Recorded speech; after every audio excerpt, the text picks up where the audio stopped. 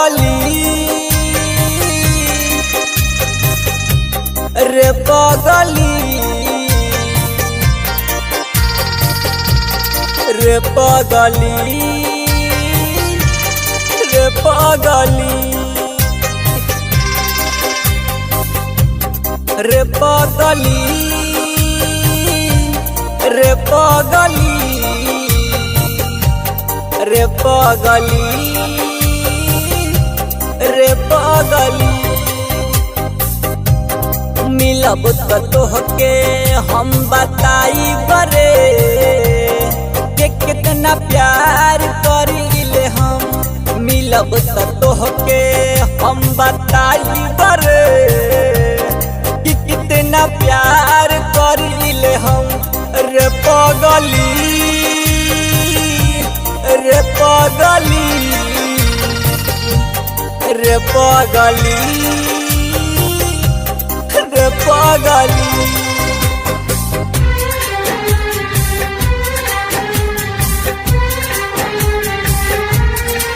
Mix by Pappu राजा।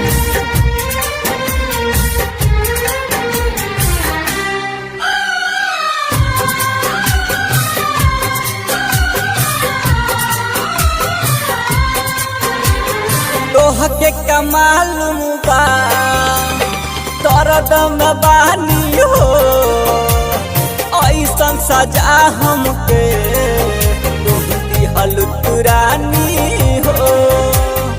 हमारा पता दी तो तोहरा कमाल बा ऐसन सजा हमके दिहल तुरानी हो। रे पगली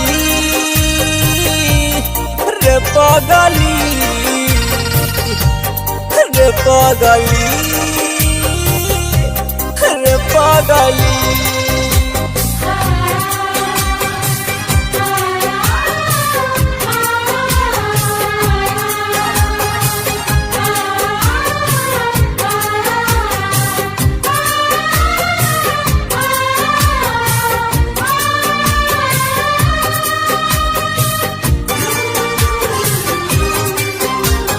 तरपिल तोहरा बिना कुछो न भावेला। याद में तोहरा बिना अकिया लोरावा बहावेला। मुन्ना पे दर्दी सुना मनवा न लागेला। पप्पू के अखिया में अब नींदियो न आवेला। रे पगली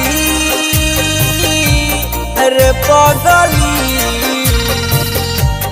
रे पगली रे पगली रे पगली रे पगली